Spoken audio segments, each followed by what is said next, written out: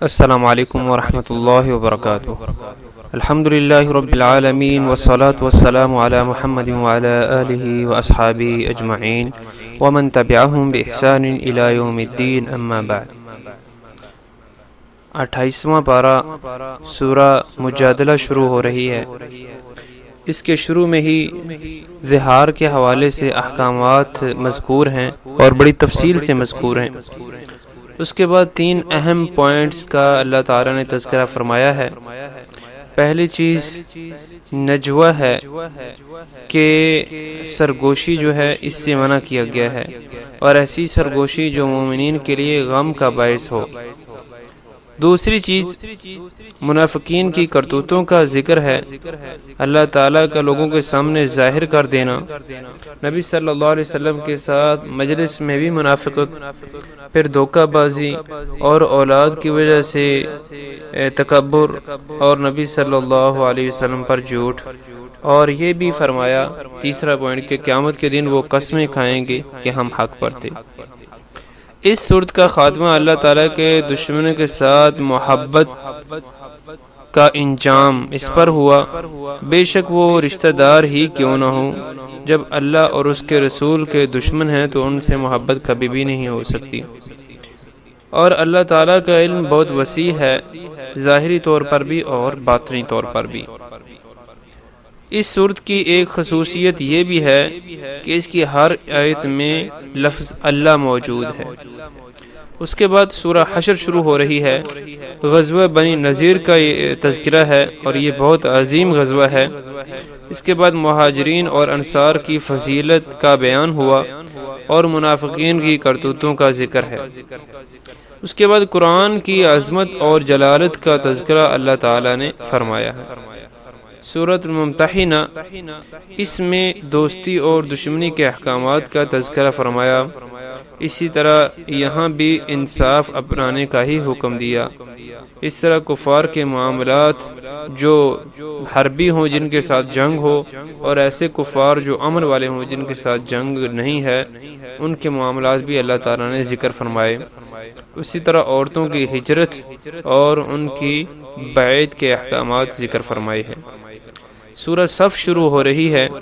یہ سورت جہاد فی سبیل اللہ کی ترغیب دیتی ہے، اور جس اہم کام کی طرف اشارہ کرتی ہے وہ ہے کوئی ایسی بات جس پر انسان خود عمل نہ کرے لیکن وہ کہہ رہا ہو، انسان خود کہہ رہا ہو لیکن اس پر عمل نہ کرے۔ اس لیے اللہ تعالیٰ نے یہود و نصارہ کا تذکرہ فرمایا کہ انہوں نے جہاد فی سبیل اللہ کو چھوڑا، اور اے مومنو تم بھی کہیں ان جیسے نہ ہو جانا۔ سب سے عظیم تجارت اللہ تعالیٰ کے ساتھ تجارت ہے، تو اس تجارت کا بھی اللہ تعالیٰ نے خاص طور پر ذکر فرمایا۔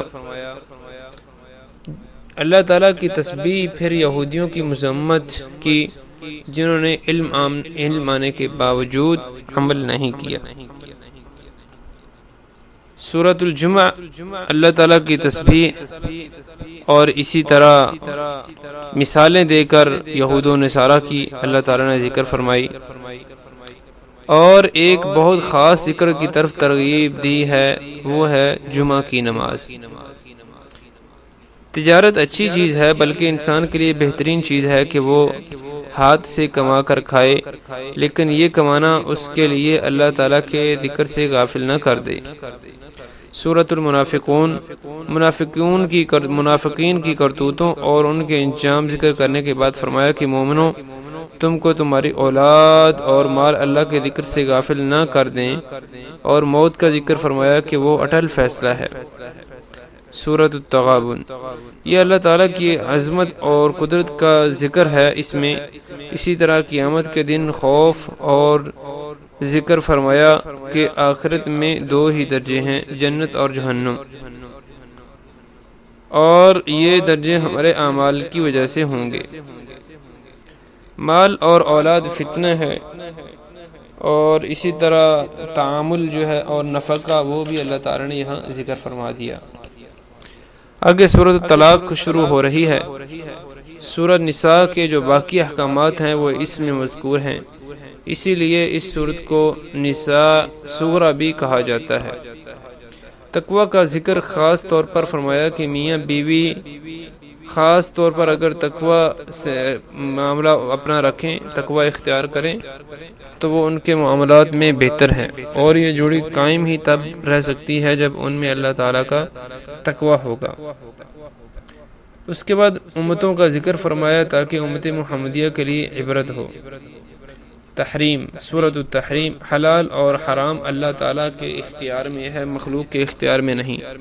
جب نبی صلی اللہ علیہ وسلم کو حکم ہوا یا ایھا النبی لم تحرم ما احل اللہ لک، کہ نبی جس چیز کو اللہ تعالیٰ نے حلال کر دیا ہے تم کیوں حرام کر رہے ہو، تو شریعت بدلنے کا اگر نبی صلی اللہ علیہ وسلم کو اختیار نہیں تو ان کے بعد والے کسی امتی کو کیسے ہو سکتا ہے؟ اس کے بعد افضل ترین عورتوں کا ذکر فرمایا، اور وہ ہیں رسول اللہ صلی اللہ علیہ وسلم کی ازواج مطہرات۔ تو اللہ تعالیٰ نے یہاں پر بدلنے کا ذکر فرمایا، لیکن بدلا نہیں، تو اس کا مطلب یہ ہے کہ یہی عورتیں اس کائنات کی سب سے افضل عورتیں ہیں۔ اگر اس وقت اس دنیا میں کہیں کوئی اور بھی افضل عورت ہوتی تو وہ بھی رسول اللہ صلی اللہ علیہ وسلم کے نکاح میں ہوتی۔ اس کے بعد اپنی اور اپنے گھر والوں کی تربیت کا خاص طور پر ذکر فرمایا کہ اپنے آپ کو بھی اور اپنے گھر والوں کو جہنم کی آگ سے بچا لو۔ آخر میں دو کافر عورتوں اور دو مومن عورتوں کا تذکرہ مثال دے کر اچھے اور برے میں فرق واضح کیا۔ اللہ تعالی ہمارے دلوں کو قرآن کے نور سے منور فرما دے تاکہ ہم دنیا اور آخرت میں کامیاب ہو سکیں۔ والسلام علیکم ورحمۃ اللہ وبرکاتہ۔